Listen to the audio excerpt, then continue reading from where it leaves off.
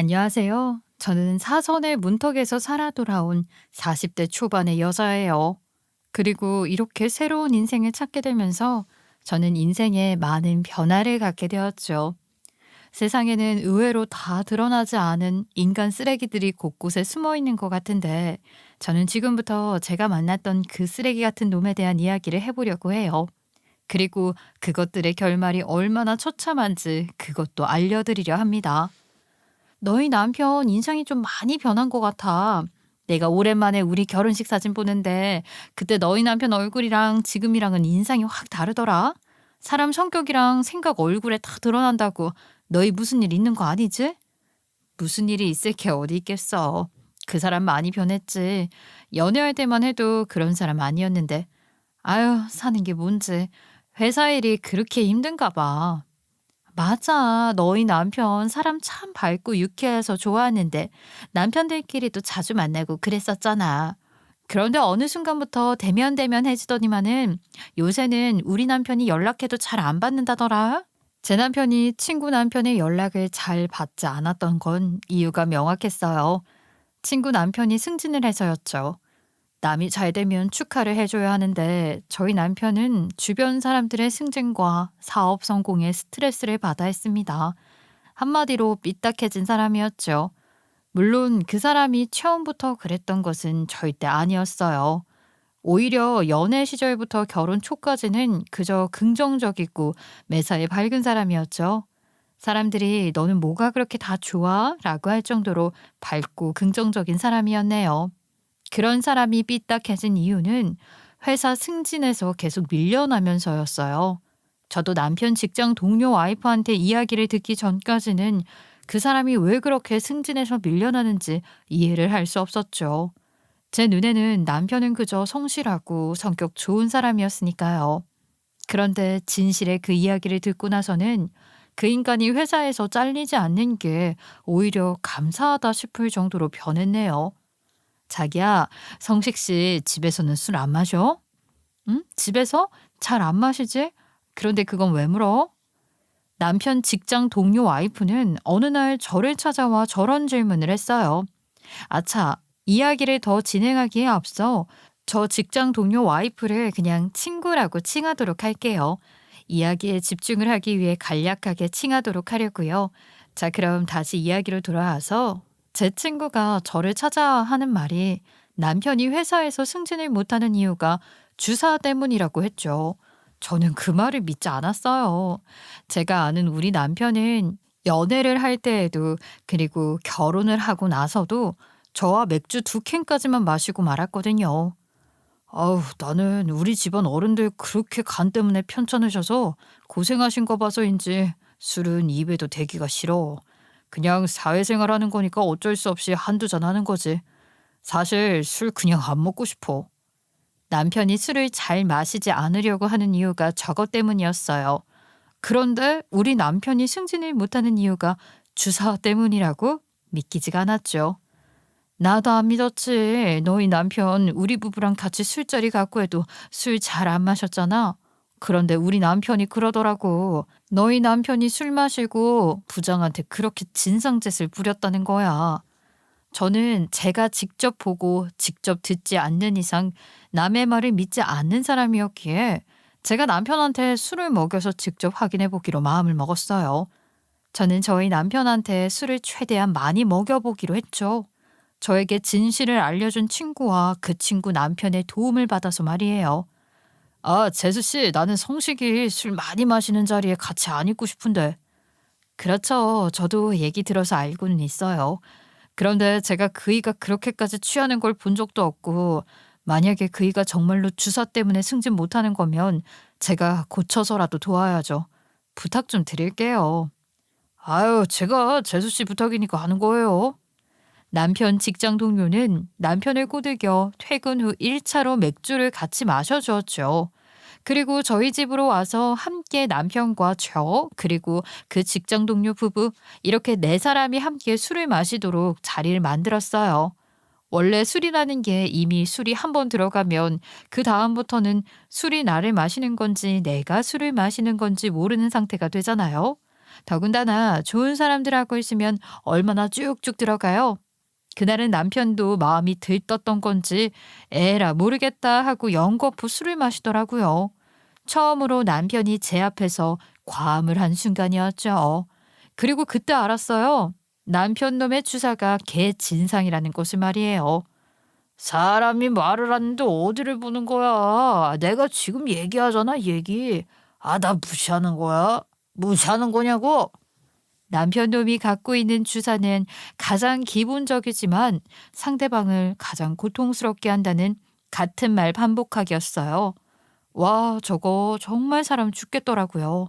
저는 친구 부부한테 피해를 주고 싶지 않아 얼른 그들을 집으로 돌려보냈어요.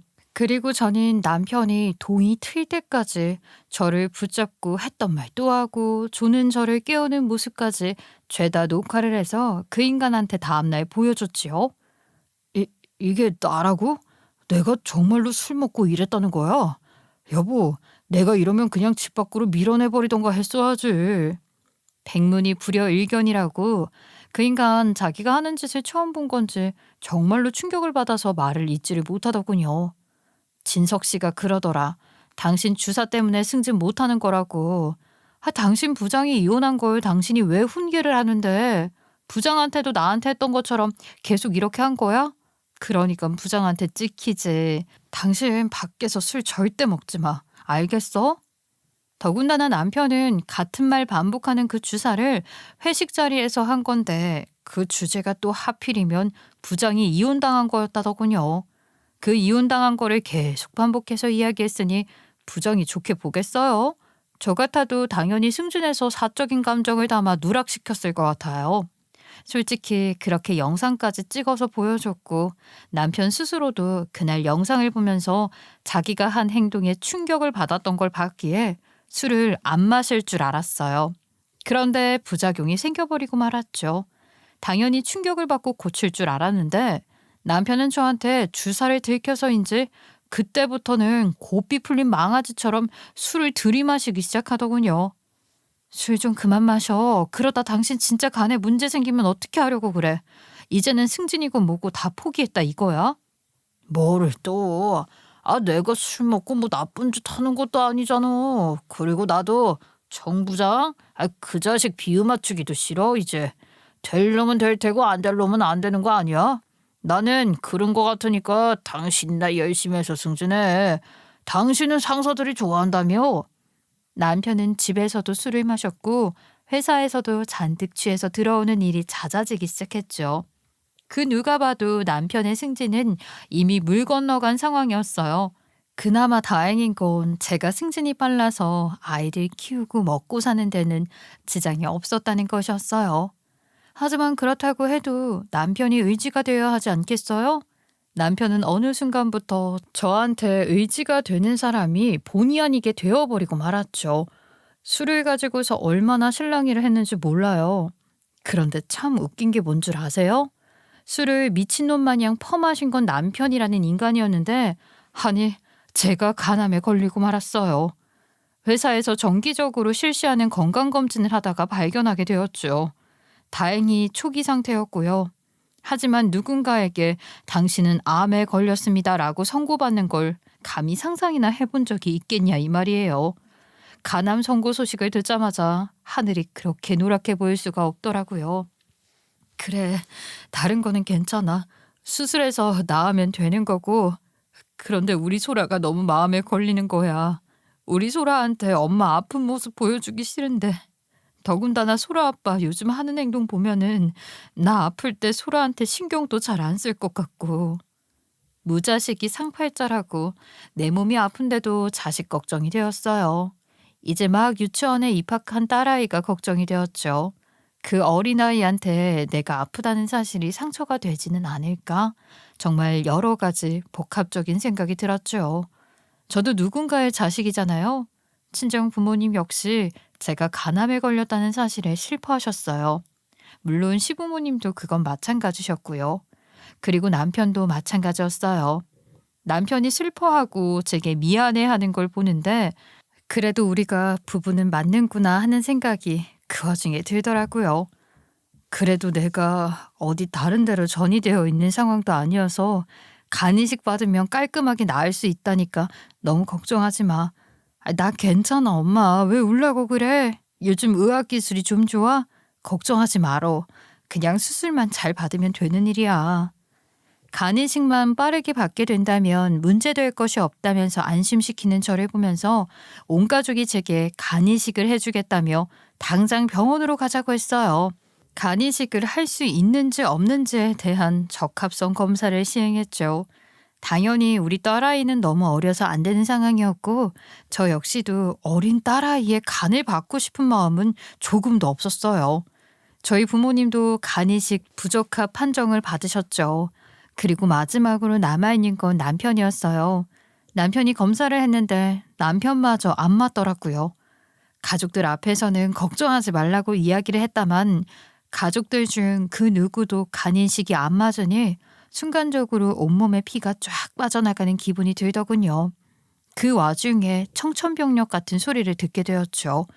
간이식 검사를 시행하면서 당사자인 저 역시 재검을 했는데 극초기가 아닌 초기에서 중기로 넘어가는 단계일지도 모른다는 말이었어요. 그리고 그 말을 듣자마자 울음을 터뜨린 건 제가 아닌 남편이었죠. 내가 당신 속 썩여서 내가 당신한테 못난 모습만 보여서 당신 나 때문에 아픈 것 같아. 아파야 할 사람은 나인데 왜 당신이 아프냐고 왜? 그러더니만 남편은 그 자리를 박차고 뛰쳐나갔어요. 저 역시 제 상황이 마음이 아파 남편을 붙잡으러 갈 힘도 없었죠. 네 어머니 그이가 아직도 연락이 안 되네요. 혹시 어머님한테라도 연락 오면 저한테 문자 한 통만 남겨주실래요? 네네 부탁드릴게요 어머니. 엄마 아빠는? 아빠 왜 안 와? 아빠 오늘 회사에서 늦게 끝나신다고 하셨어. 소라 먼저 코하고 있으래. 얼른 자자. 그렇게 병원에 뛰쳐나갔던 남편은 저녁이 되어서도 연락이 되지 않았죠. 아빠를 찾는 딸아이를 재우고 나서 심란한 마음으로 집 밖을 서성이며 남편을 기다렸어요. 얼마나 지났을까요? 주차장 쪽에 웬 차 한 대가 들어서더라고요. 저희가 살고 있는 곳이 좀 타운하우스처럼 주택단지가 밀집되어 있는 곳인데 건물이 다 낮고 각 가정마다 담벼락이 높지 않는 터라 주차를 하고 내리고 하는 것이 훤히 보였어요. 저희 집 부근에 선 차도 그랬죠. 그런데 차에서 내리는 건 제 남편과 어떤 여자였어요. 애써서 남편의 직장 동료이거나 친구이겠거니 생각을 하려고 했죠. 그런데 저의 그 간절함을 뒤로하고 남편은 그 여자를 껴안았어요. 밖에서 이러면 어떡해. 사람들이 보면 어쩌려고. 자기 와이프라도 보면 어떡하려고 그래. 그 여자 오늘 멘탈 나가서 집구석에 틀어박혀 있을 텐데 뭐. 그리고 이 시간에 동네 사람들 돌아다니는 거 봤어? 동네 길고양이나 지나다니겠지. 남편과 그 여자는 저를 발견하지 못한 듯했어요.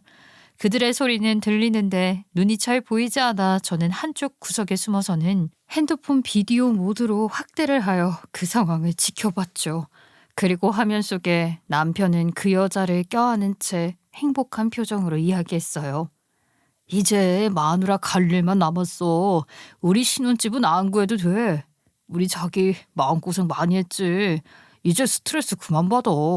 그러고는 남편은 품에 안았던 그 여자를 품에서 떼어내 그 여자를 다정하게 마주 보았어요. 저 역시도 그제야 남편 품 안에서 나온 그 여자 얼굴을 볼 수 있었죠. 그 여자 얼굴을 보자마자 저는 숨이 멎는 것 같았어요. 남편 품 안에 있던 그 여자는 다름 아닌 제 친구였거든요. 저한테 남편 주사를 알려주었던 그 친구, 남편과 회사 입사 동기였던 사람의 아내였어요. 저희는 나이가 같아서 정말 절친하게 지냈었거든요. 그 친구 역시 저의 간암 소식을 듣고 마음 아파했었는데 그 친구가 제 남편과 외도를 저지르고 있었던 것이었어요. 그러면 우리 학군 좋은 데로 집 옮기면 안 돼? 지금 자기 살고 있는 집 팔아서 학군 좋은 동네로 가자. 아니면 아예 신도시 쪽으로 빠지는 거 어때? 그쪽이 병원도 다 신식이고 나 첫 아이 낳는 건데 좀 좋은 데서 낳고 싶단 말이야. 신도시 괜찮다. 어차피 이 집 우리 장인 장모가 해준 거거든. 내가 소라 키운다고 하면 이 집 명의 내 앞으로 돌려줄 거야. 그럼 우리 이 집 팔아서 신도시로 가자. 소라는 한 몇 년 키우다 장인장모한테 보내면 되는 거지. 정말? 정말 보낼 거야? 자기야, 너무 고마워. 나 남의 자식 키울 자신은 솔직히 없었거든. 그것들 둘이 하는 이야기를 듣자 하니 내연녀가 제 남편의 아이를 가진 것 같았어요. 그래서 둘 다 서로 가정을 정리하고 다시 자기들 둘이 결혼을 해서 새 가정을 꾸릴 참이었던 것이었죠. 그 이야기를 듣는데 간이 아픈 게 아니라 마음이 너무너무 아팠어요. 남편에 대한 배신감 그리고 딸아이에 대한 걱정이 앞섰죠. 하지만 엄마는 강하다고 하지 않나요? 남편의 두 얼굴 그리고 그 인간이 가지고 있는 그 꿍꿍이에 저는 정신이 번쩍 들었어요. 그리고 저는 굳은 결심을 하게 되었죠. 어떻게든 건강하게 살아남자. 그리고 어떻게든 저것들한테 복수를 하자라는 결심을 말이에요. 그리고 저는 그날 바로 저의 복수를 위한 계획을 실행하기로 하였어요. 그렇게 그날 새벽 저는 남편의 차로 향했죠. 제발 하는 간절한 마음으로 남편 차에 있는 블랙박스를 확인했어요. 우리 같이 들어가면 너무 티나니까 나 먼저 들어갈게. 자기는 앞에서 담배 좀 피우다가 우리 남편 들어올 때 같이 들어와. 알겠지? 뭐? 우리 남편? 와, 이제 내 앞에서 우리 남편이라고 하는 거야? 나 너무 서운하다. 내가 자기 남편 아니야? 아유, 알았어, 여보. 내 전 남편 될 사람 만나서 같이 들어와요. 됐지? 하여간 질투도 많아. 그리고 블랙박스 영상에는 그 인간이 내연녀와 외도를 저지른 블랙박스 영상이 그대로 잘 보관되어 있었어요. 자기네들 외도를 제가 죽는 그날까지 모를 것이라고 생각을 했던 것 같아 그것도 괘씸했네요.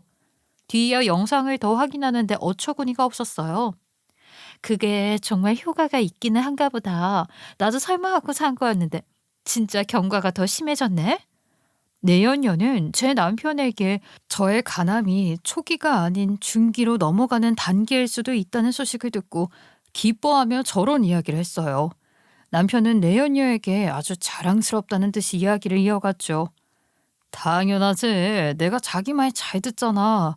자기가 하라는 대로 조금씩 넣었더니 그 여자 안색이 더 안 좋아지더라고. 의사 말이 더 진행된 것 같다고 하잖아. 하여간 똑똑이야 똑똑이. 이제는 뭐 더 넣을 필요도 없지 뭐. 간이식 맞는 사람도 없겠다. 이대로 시간만 질질 끌면 그 여자 세상 뜨는 건 시간 문제야. 제가 어린 딸내미 간을 달라고 하기로 하겠어. 뭘 하겠어. 그러네. 이제 진짜 시간 문제다. 누가 시간 좀 빨리 감기 해줬으면 좋겠다. 나 너무 기대돼. 어떡하지? 표정 관리 못할 것 같아. 나 지금도 자꾸 웃음이 새어나오잖아. 아, 안 돼, 안 돼. 슬픈 생각해. 우리 둘이 헤어지는 생각. 그러면 눈물 나오지 않겠어? 어떡해. 나 벌써 눈물 나려고 그래. 농담이라도 그런 소리 하지 마, 자기야. 나 너무 슬퍼. 나 슬프면 우리 아기도 슬픈 거 알지? 아주 개 꼴값을 떨고 있었죠. 기가 차더군요. 더군다나 내연녀와 남편이 저에게 한 짓은 범죄였어요. 정확히 그들의 계획으로 인해 제가 걸린 암이 악화된 것인지도 모른다는 것을 증명을 할 수는 없다만 그들은 저를 해칠 의도로 어떠한 행동을 제게 한 것이니 범죄라는 건 명확했죠. 영상에서 내연녀가 말했던 그것은 단백질 파우더였어요. 단백질 파우더를 제 남편한테 주고는 저한테 먹이게 한 것이었죠. 생각해보면 어느 날부터 남편은 저녁마다 제게 커피를 타주었어요. 간암 환자한테 인스턴트 커피는 안 좋아도 원두 커피는 오히려 좋다고 하더라고요. 의사 선생님이 그러셨거든요. 그 말을 들은 남편이 원두 커피를 직접 내려서 주긴 했었어요. 저는 의심 없이 그것을 받아 먹었고 말이죠. 그렇게 6개월을 그 인간은 저한테 단백질을 먹였어요. 단백질 파우더는 건강한 사람들한테는 건강 보조식품일지는 몰라도 저 같은 간암 환자한테는 치명적인 것이었거든요. 생각해보면 복통도 잦아졌고 어지러움도 있었던 것 같은데 소름이 끼치더군요. 저는 그 영상을 따로 보관해 두었어요. 그리고 블랙박스 영상을 따라 남편 놈의 트렁크를 뒤져보니 정말로 단백질 가루가 담긴 통이 있었고요. 저는 그것을 증거물로 사진을 다 찍어두었어요. 증거 잡아주시는 만큼, 그리고 그 증거가 효력이 있는 만큼 제가 돈 그만큼 더 쳐서 드릴게요. 그러니까 최대한 놓치지 말고 다 잡아서 증거로 만들어주세요. 사소한 것까지 다 잡아주세요. 저 암 걸린 거 알고 남편이 좋아했어요. 자기가 만나는 그 여자랑 살림 차릴 생각이에요. 그리고 그 다음 날부터 저는 남편의 뒤에 사람을 붙였어요. 일부러 여자분을 찾아가 의뢰를 했습니다. 같은 여자라면 더 제 마음을 이해해 줄 것 같아서요. 실제로 제가 의뢰를 드린 그분, 자기 일처럼 발끈하셔서는 최선을 다해서 도와주겠다며 눈물을 글썽이며 제게 약속을 했어요. 그리고 저는 그 다음 스텝으로 제게 간이식을 해줄 사람을 구하기 위해 사방팔방 뛰어다녔죠. 그렇게 저는 간암 선고를 받은 채로 남편의 외도를 추적했어요. 증거를 모으는 데까지 2달 정도가 걸렸죠. 그리고 모든 증거를 모은 그날 저는 친정 부모님께 아이를 맡겼어요. 엄마, 그 사람 엄마한테 전화하고 우리 집 찾아와도 절대 열어주지 마. 나 그 사람이랑 이혼할 거야. 그 사람 여자 있더라고. 그게 무슨 말이야? 여자가 있다고? 친정 부모님한테 아무 이유도 없이 딸아이를 맡긴다는 건 불가능한 일이었고요. 자식 일 눈치 못 채는 부모님은 안 계시니 저는 솔직히 이야기를 했어요. 다만 남편과 내연녀가 저를 두고서 무슨 짓을 벌였는지 그것에 대해서는 말씀드리지 않았죠. 저희 부모님 성격상 당장에 쫓아가서 매타작을 할 거라고 하실 테니 말이에요. 엄마는 제 표정을 보시고는 그저 알겠다고 해주셨어요. 그렇게 엄마 아빠한테 딸아이를 맡기고 저는 저희 집으로 향했죠. 그리고 저희 집에 사람들을 초대했어요. 내연녀와 내연녀 남편을 말이에요. 당연히 제 남편이라는 그 망할 놈도 함께하는 식사 자리였어요. 아휴, 몸도 힘든데 뭐하러 식사를 대접한다고 그래. 밖에 나가서 편하게 먹지. 내가 너한테 미안해서 밥을 어떻게 얻어먹어. 성식 씨가 너 걱정 많이 했어. 너 몸도 힘든데 괜히 일하는 것 같다고. 우리 남편이 내 얘기를 너한테 많이 하나 보네. 저는 뻔뻔하게 묻는 내연녀한테 웃으며 이야기를 했어요. 제가 무심하게 툭 던진 말에 전곡을 찔린 내연녀는 순간 멈칫하더군요. 저는 다시 환하게 웃으며 아유, 요즘 기술이 얼마나 좋아졌는데 암 가지고 우울해할 필요 있겠냐 너스레를 떨었어요. 그리고 저의 그 다음 행동에 식탁 위의 분위기는 순식간에 싸해지고 말았죠. 뭐해, 먹어. 이거 네가 나 챙겨주라고 우리 남편한테 줬던 거 아니야? 너도 한번 먹어봐. 몸에 좋은 것 같은데. 당신도 먹어. 더 얹어줄까? 자기야, 지금 무슨 소리를 하는 거야? 성식 씨, 얘 왜 이래요? 그걸 뭘 내 남편한테 물어봐. 네가 제일 잘 알 거 아니야. 나한테 그렇게 이걸 먹이고 싶었으면 나한테 직접 주지. 왜 우리 남편한테 줬니? 너 우리 남편이랑 친한가 보다. 나는 이 정도로 친한 줄은 몰랐네. 저는 남편과 내연녀 앞에 놓인 음식 접시 위에 제가 남편 놈 차에서 챙긴 단백질 가루를 보란 듯이 한 스푼씩 뿌려주었어요. 그리고 그 단백질 통도 식탁 위에 척하니 올려두었죠. 내연녀 남편인 남편 직장 동료는 저의 태도에 화가 나는지 지금 뭐 하는 거냐고 버럭 화를 내더군요. 그래서 보여줬어요. 망설임 없이 말이에요. 제가 받은 남편과 내연녀의 외도 증거, 그리고 제가 남편 차에서 찾아낸 외도 정황이 담긴 영상까지 말이에요. 이게 뭐예요? 재수 씨, 뭐 상황을 제대로 설명을 좀 해줘요. 아까부터 이게 지금 뭐 하는 짓이에요? 그러게요. 저도 이게 지금 뭐 하는 짓인가 모르겠네요. 그런데 그거 알아요? 이것들 둘이서 바람난 것도 모자라서 지금 얘가 이 인간 애까지 가졌어요. 이것들 둘이서 나 죽을 날만 기다리고 있었더라고요. 뭐라고 하는 거야 지금? 얘 너 미쳤니? 얘가 암에 걸리더니 머리까지 이상해졌나 봐. 입 다물어. 내가 왜 우리 소라를 오늘 엄마 집에 보냈는데 내가 오늘 끝을 보려고 소라 보낸 거야. 뭐해? 얼른 먹어. 당신이 나한테 그랬었지. 커피 맛 좋을 거라고. 그럼 밥맛도 참 좋겠네. 얼른 먹어봐. 먹으라고. 저는 남편과 내연녀 주둥이에 단백질 가루를 한 숟가락씩 쳐 넣었어요. 내연녀는 얼굴에 단백질 가루가 범벅이 되어 벙찐 채로 앉아 있었고, 제 남편 역시 똑같이 단백질 가루 범벅이 되어서는 모 마려운 개처럼 안절부절 못하고 있었죠. 내연녀의 남편은 제가 보여준 증거를 하나하나 보더니만은 내연녀 멱살을 낚아채 내팽개 쳐버렸어요. 야 임마, 너 미쳤어? 임신한 여자를 이렇게 하면 어떡해? 맞구나. 이 쓰레기 같은 자식아. 네가 내 와이프랑 놀아난 거 맞네. 니네 둘이 애까지 가진 거냐? 그러면서 나랑 한 집에서 산 거야. 와, 너 정말 더럽구나. 여보, 아니야. 이거 오해야. 당신 아이인데 내가 당신한테 서프라이즈 해주려고 아무 말 안 하고 있었던 거야. 우리 주말에 어머니 아버님이랑 식사하기로 했었지. 나 그때 서프라이즈 하려고 아무 말 안 하고 있었던 거라니까. 너희들 둘은 너네들 둘 빼고는 다 등신같이 보이는 거니? 야, 증거가 버젓이 있는데 뭐? 너야말로 뇌가 없는 거니? 아니면 뭐 그냥 인간이 아닌 거니? 상황은 말 그대로 개판이 되었어요. 내연녀와 제 남편은 다 오해라고 하면서 저와 내연녀 남편 앞에서 무릎을 꿇고 싹싹 빌기 시작했어요. 자기네들이 생각해봐도 자기네들 주둥이에서 나오는 말들이 앞뒤가 하나도 맞지 않으니까 어쩔 수 없겠구나 싶었겠죠. 그것들은 뭐 제발 좀 봐달라느니 아주 난리도 아니었네요. 저는 인간 같지도 않은 그 잡놈들한테 냉소적으로 이야기했어요.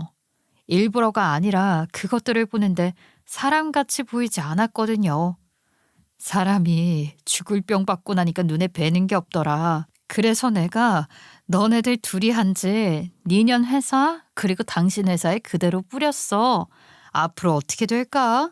오늘은 주말이라 아직 사람들이 확인 못했을 테고 내일 난리가 나겠네. 승진 못하고 빌빌거릴 바에 그냥 잘리고서 다른 회사 가는 게 나을 수도 있겠다. 아, 그런데 범죄자를 받아주려나? 나 니네들 두 연놈들 경찰에도 신고 넣을 거거든.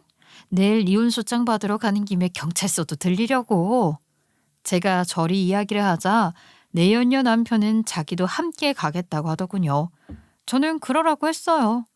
같이 가요. 가시는 김에 제가 변호사도 소개해 드릴게요. 제가 아주 유능한 이혼 전문 변호사도 찾아냈거든요. 남편이라는 놈이 지 와이프 암에 걸렸는데 바람 피워서 이혼하려고 한다니까 단박에 도와주겠다고 하더라고요. 잘 됐네요. 같이 가시죠. 저는 필요하다면 내가 모은 증거도 주겠다고 내연녀 남편한테 이야기를 했어요. 소라 엄마, 당신 정말 이럴 거야? 이혼은 그래. 그렇다고 치자. 그런데 회사에 당신 정말 내 회사에 뭐 보낸 거야? 뭐 보낸 거냐고. 그러면 내가 네 회사에 뭐 러브레터 보냈겠니? 네 회사에만 보낸 거 아니고 전현 회사에도 보냈다니까. 아 진짜 미친 거 아니야? 너 미쳤어? 내가 못 살아 정말. 저와 내연녀 남편 앞에서 무릎을 꿇고 싹싹 빌던 내연녀와 제 남편은 혼절하다시피 난리를 치며 불이 나게 밖으로 뛰쳐나갔어요. 아마 자기네들 회사로 달려간 거겠죠. 그렇게 달려가면 뭐하나요? 주말에 회사에 출입을 하지도 못할 뿐더러 저는 이미 그것들 회사 사내 게시판에 올린 것이었기에 그 더러운 것들이 설령 그 회사에 들어간다고 해도 뭐 할 수 있는 게 없는 상황이었죠. 저희 둘 다 지금 정신적 피해도 크게 본 상황이에요. 정신적 피해 보상까지 싹 다 받게 해주세요. 그리고 영상 보셔서 아시겠지만 그것들 둘이서 입은 가남인 상황인데 단백질 파우더를 먹였거든요. 그것도 모르게요. 그것도 중범죄로 넘어갈 수 있는 거죠. 그리고 저는 다음 날 내연녀 남편과 함께 변호사 사무실로 찾아가 이혼소장을 접수했어요. 내연녀 남편은 상황이 그렇게 되어서인지 아니면 제게 동질감을 느껴서인지 적극적으로 그것들이 저를 해치려 했다는 사실을 어필했어요. 그걸로 어떻게 중재를 받게 할 수 있을지 서류를 작성해달라면서 말이에요. 저와 내연녀 남편은 변호사를 동행하여 경찰서에 찾아가 남편과 내연녀를 신고했어요. 예, 소라엠이야. 아무리 그렇다고 해도 어떻게 네 남편을 신고를 할 수가 있어? 어? 그 녀석이 설마 정말 진심으로 그랬겠니? 그 기집애가 다 혼자 한 것일 거야. 어? 우리 성식이가 어딜 그럴래냐? 팔은 안으로 굽는다고 저희 시어머니는 제게 전화를 걸어서 자기 아들 고소한 것을 취하하라고 했어요. 자기 아들이 그런 무시무시한 짓거리를 할 리가 없다면서 말이에요. 그런 시어머니한테 저는 이야기했죠. 어머니, 제가 보낸 영상 잘 안 보셨구나. 뭐야, 영상? 너는 무슨 영상을 보냈다는 거야? 어? 무슨 영상을 보내기는요. 궁금하시면 보시면 될 거 아니겠어요? 그리고 그 인간 저 간이치가 어렵다고 병원에서 얘기 듣고 나왔을 때 그날도 그년 만나서 저 죽으면 그 돈으로 신혼 찍고 하자고 했던 인간이에요. 어머니, 아무리 자식이라고 해도 자식이 개 같은 행동을 하면 나무라셔야죠. 이렇게 감싸고 도셨으니까 그 인간이 그렇게 개 망나니로 자란 거 아니겠어요? 야, 소라움이야. 너 정말 이럴 거야? 어? 네, 이럴 거예요.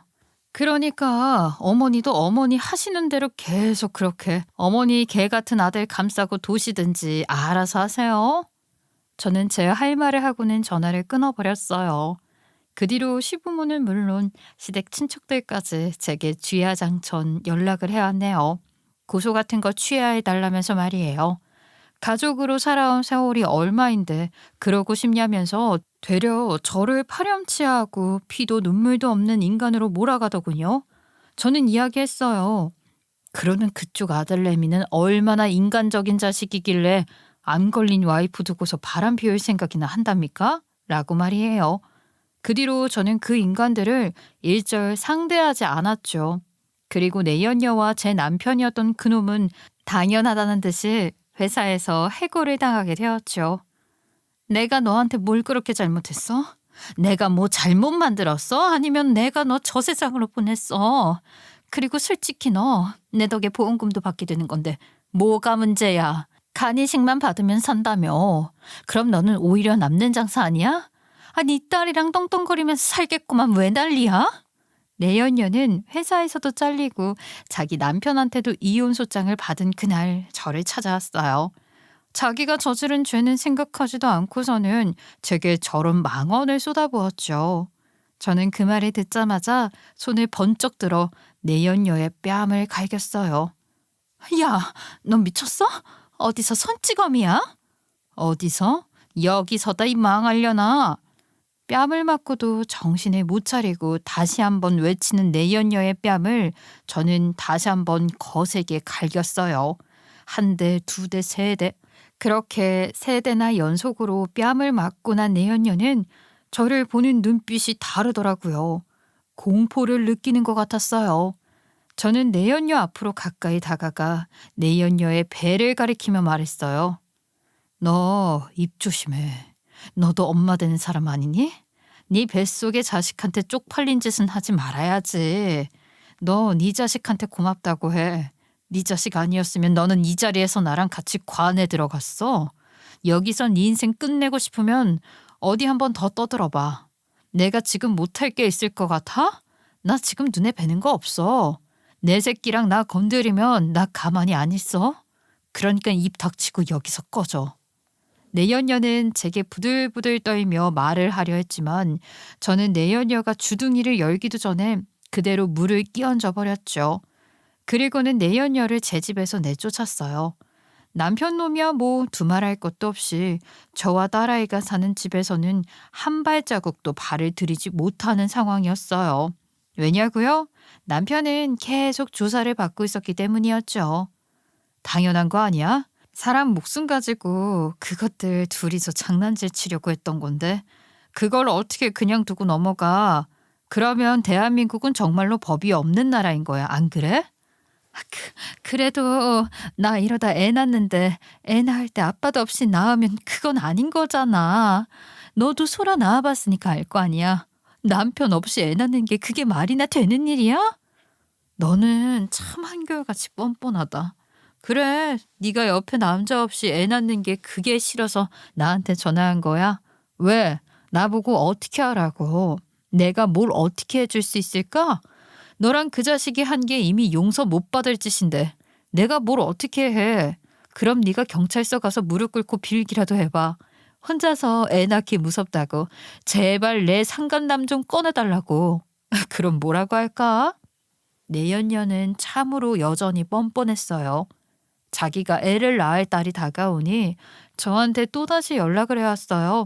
애를 혼자서 낳을 수 없다면서 저딴 말을 해댔죠. 저게 사람인가요? 여러분이 보시기엔 저게 사람으로 보이시나요? 제 눈에는 저건 사람으로 보이지 않았어요. 그냥 아메바 같은 존재로 보였죠. 단세포 생물 말이에요. 제 말에 내연녀는 발작을 하더라고요. 같은 엄마면서 어떻게 이럴 수 있냐뇨. 그럼 자기야말로 저한테 그런 짓을 하면서 자기 뱃속에 있는 아이한테 부끄럽지 않았던 걸까요? 참 내노란불 그 자체인 것들끼리 끼리끼리 만난 것이었던 겁니다. 저는 연거푸 연락을 해오는 내연녀한테 묵직한 한마디를 날렸어요. 너랑 그 자식 둘이서 한 짓이 이런 거야. 아마 너희 둘이 한 짓 그거 죽는 그날까지 너희들 괴롭히고 너희 뒤를 따라다닐 거야. 그뿐인 줄 알아? 너희가 저지른 짓 때문에 네가 지금 그렇게 애지중지 감싸고 도는 네 자식까지 평생을 피눈물 흘리면서 살 거야. 왜냐고? 내가 죽는 그날까지 너희들 따라다니면서 나한테 했던 짓 하나부터 열까지 다 까발릴 거거든. 네 자식이 유치원을 가면 그 유치원 엄마들한테 그 얘기할 거고 네 자식이 대학을 가면 그 대학에 다 소문낼 거야. 나 그 정도 각오로 지금 이러는 거야. 제가 저리 이야기를 하자 그 뒤로 내연녀는 제게 어떠한 연락도 해오지 않았어요. 고소를 취하해달라는 부탁도 아이를 혼자 낳기 싫다는 그 말도 어떠한 연락도 제게 해오지 않았죠. 그것들 둘이서 한 행동은 저의 목숨을 해치지는 못했지만 해칠 의도로 한 행동이니 그에 대한 죄는 무거웠고 내연녀 역시 그것을 종용했기에 함께 조사를 받는 상황이 이어졌죠. 그 여자는 종용만 한 거지 직접 하지 않았다고 소환 아니고 경찰서 오가는 형식으로 계속 조사받고 있다네요. 그 와중에도 그것들 둘이 어떻게든 말 맞춰보겠다고 머리를 쓴 모양인데 경찰들이 무슨 바보도 아니고 그렇게 두겠어요? 내연녀 남편은 제게 종종 그것들의 소식을 전해왔어요. 내연녀는 직접 하지 않았기에 경찰 소환 조사 형식이었으니 남편은 아예 조사를 계속받는 상황이라는 것, 그리고 그것들 둘이서 거기서도 양아치 짓을 하려고 했다는 것까지 세세하게 제게 알려주었죠. 예, 소라음이 너 정말 이럴 거냐? 정말 이렇게까지 일을 했었어야 했어? 네 남편이 경찰서에서 그러고 있는데 그리로 이혼소장을 보내? 네가 어떻게 이래? 그리고 경찰서에서 그놈은 저한테 이혼소장을 받게 되었어요. 그 소식을 들은 시어머니는 제게 연락을 해서 정말 온갖 욕을 퍼부었죠. 저 역시 개소리를 해대는 시어머니한테 이야기를 했어요. 아주 당당하게 말이에요. 자꾸 같은 말 반복해서 이야기하게 되는데 그러면 제가 단도직입적으로 다시 한번 물어볼게요. 그러면 어머니 아들이 간암 걸린 저한테 단백질 가루 먹인 거는요? 그거 잘한 거예요? 간암 환자한테 단백질 그거 치명적인 거예요. 그거 알고서 어머니 아들은 저한테 그거 먹였고요. 그건 괜찮은 거냐고요? 그래서 네가 뭐 어떻게 됐냐? 아유 어떻게 안 됐잖아. 멀쩡히 잘 살아서 숨 쉬고 다니잖아. 그러면 된 거 아니냐? 아, 꽤 창창한 나이에 네 남편 지금 경찰서 들어가서 빨간 줄 긋게 생겼어. 알아? 너는 지금 우리 성식이 인생만 망친 게 아니라 소라 인생도 망친 거라고. 시어머니는 저한테 제가 저희 딸아이 인생을 망쳤다고 했어요. 아니 아빠가 빨간 줄 긋게 되는 게 아이한테 좋은 일이겠냐고 말이에요. 어이가 없었죠. 제가 그 인간한테 제 딸아이를 보여줄 것이라고 착각하고 있었다는 게 말이에요. 저기요, 착각하지 마세요. 제가 어머니 아들한테 우리 소라 보여줄 것 같아요? 내 목에 칼이 들어와도 그런 놈한테 내 딸 머리카락 하나 안 보여줄 거예요. 뭐야? 아유 어떻게 아비가 자식을 안 보고 살아. 네가 뭔데 부모 자식 간에 천륜을 끊으려고 들어. 저랑 그 인간 이미 이혼 판결 났어요. 그 인간 저 해치려고 했고 바람까지 피웠던 유책 배우자예요. 아 그래서 어머니 아들 저한테 위자료 줘야 된다고 법원에서 판결 내려졌다고요.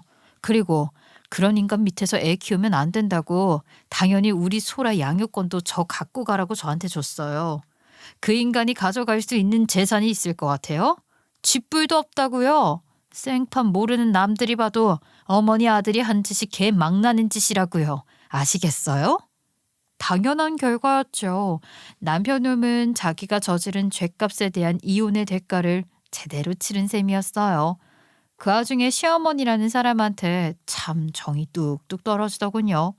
삐뚤어진 모정 아닌가요? 아무리 내 새끼라고 해도 내 새끼가 다른 사람을 해치려 했는데 그걸 저보고 이해를 하라뇨. 그 인간이 누구를 닮아 그렇게 미친 짓거리를 했는가 했더니 시어머니와 저런 설전을 통해서 깨달았죠. 콩 심은 데 콩 나고 팥 심은 데 팥 난다고. 시부모라는 사람들이 저 모양 저 꼴이니 남편이 그런 짓을 저지를 수 있었구나라는 생각이 들었어요. 남편과 내연녀에게는 복수를 다 끝냈으나 저한테는 한 가지가 더 남아 있었죠. 제가 해결해야 할 일이 말이에요. 엄마, 그러면 엄마 언제 오는 거야? 외할머니가 엄마 병원에서 자고 와야 한다고 했어. 몸에 나쁜 세균이 있어서 그거 없애고 와야 한다고. 그거 아픈 거야? 아니, 하나도 안 아픈 거야. 소라야, 소라 충치 때문에 치과 간 적 있었지. 소라가 양치질 잘 안 해서 충치 생겨서 치과 갔었잖아.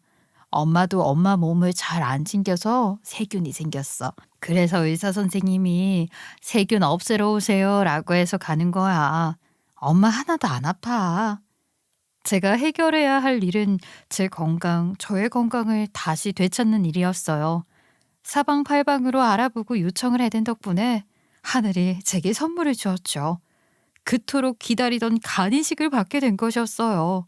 저는 딸아이한테 제가 수술을 하고 입원을 하는 기간을 저렇게 딸아이 눈높이에 맞게 설명을 해주었어요.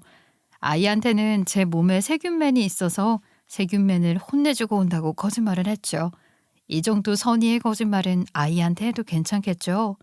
그렇게 저는 간이식 수술을 받게 되었어요. 그게 뭐라고. 수술을 받기 전에 딸아이 얼굴을 한번 보고 들어갔으면 좋겠다는 생각이 간절하더라고요. 혹시나 우리 아이를 내가 못 보게 되면 어쩌나 두려웠거든요. 수술 잘 됐어. 그러니까 걱정하지 말어. 네 몸 회복하는 것만 생각해. 알겠지? 소라 오늘 소풍 간다고 얼마나 들떠 있었는지 몰라. 소풍 다녀와서 엄마 보러 오겠다고 하길래 그러라고 했어. 그러니까 너도 그때까지 몸 많이 회복해야 해. 고마워요, 엄마. 엄마가 딸 때문에 고생이 많네. 야, 너는 엄마 서운하게 그런 말 할래? 네가 소라 애지중지하는 것처럼 나한테 너도 그런 거야, 이거사. 내 새끼가 이러고 있는데 당연히 내가 해야지. 친정 부모님은 저를 대신해서 딸아이를 정말 잘 돌봐주셨어요. 친정 아버지는 제 딸아이에게 아빠 역할을 해주셨고 엄마는 저에게도 엄마 역할을, 제 딸에게도 엄마 역할을 해주었죠. 저는 사랑하는 제 가족들을 위해서라도 이를 악물고 건강을 회복하기로 마음을 먹었어요. 그리고 한 가지 더, 저한테 간을 이식해주는 사람의 신원은 알 수 없었기에 그 이상의 감사를 표하지 못했지만 그분에게 감사의 표시를 하는 것 역시 제가 이전보다 더 건강하게 사는 것이라고 확신을 하였죠. 저는 여러 사람들과 그리고 저를 위해서 무조건 건강해질 수밖에 없었어요. 이를 악물고 살아보겠다 덤비니 몸이 그 답을 해주더군요. 경과가 정말 좋아요. 앞으로도 지금처럼 이렇게 몸 관리해 주시고 정기적으로 검사 잘 받아주시면서 추적 검사하면 되니까 지금처럼만 잘해 주세요. 그동안 정말 고생 많으셨습니다. 아이고, 선생님, 정말 감사합니다. 정말 감사해요. 선생님 덕분이에요. 아유, 우리 딸이 정말 감사합니다. 아이, 제가 뭐 한 게 있나요? 환자분이 정말 잘 따라와 주셨어요. 다들 놀랄 정도로 의지도 대단하셨고요. 앞으로는 좋은 일만 있을 테니 이제는 웃으면서 사세요. 소라도 건강하게 잘 지내. 알겠지? 네, 소라도 엄마랑 같이 건강해질 거예요. 저는 건강을 회복했어요. 그 덕에 오랜만에 딸아이와 친정 부모님과 함께 여행을 갈 수 있게 되었죠. 병원에서도 수술 경과가 매우 좋아 회복만 잘하면 된다고 했으니 앞으로는 이전의 삶과 다르게 열심히 살아야겠죠. 주기적으로 병원에 가서 검사를 하고 더 건강하게 살려고 건강한 마음도 갖고 말이에요. 그리고 상간녀의 남편으로부터 상간녀의 소식을 접해 들을 수 있었는데 아이를 출산한 상간녀는 아이를 출산하자마자 벌을 받으러 들어갔다고 하더군요. 전 남편과 마찬가지로 죗값을 받으러 들어간 거죠. 저도 법원 판결을 통해 들었는데 죗값은 생각보다 많이 안 나와서 아쉬웠어요. 마음 같아선 거기서 평생 썩었으면 하는 마음인데 말이에요. 그리고 상간녀가 낳은 그 애는 상간녀 엄마가 돌보고 있다고 하더라고요. 저는 궁금해요. 그들이 과연 사회로 돌아와서도 그 믿음과 사랑이 영원할까요? 제가 생각했을 땐 그냥 불장난이었던 것 같아요. 원래 그런 불장난은 금방 사그러져 있기 마련이잖아요. 건강이 잘 회복되어 가고 있으니 다행입니다. 이제 소라 어머니도 과거를 얼른 잊고 새 출발을 하셨으면 합니다. 네, 고맙습니다. 잘 지내시고 건강하세요. 이 전화를 끝으로 상간녀의 남편이었던 그 사람하고도 연락을 하진 않고 있어요. 전 남편이 출소를 하면 또 어떤 상황이 벌어질지 모르겠지만 지금은 마냥 행복합니다. 이 노력과 인고의 시간으로 이렇게 저의 딸아이 그리고 저희 부모님, 저의 친구들 옆에서 함께 살아갈 수 있게 되었음에 감사할 따름입니다. 오늘 저의 이야기는 제가 다시 삶을 살아갈 수 있다는 기분 좋은 소식으로 마무리를 할 것 같아요. 여러분도 저의 이야기를 듣고 힘을 내시고 희망을 갖고 사시길 바랄게요. 감사합니다.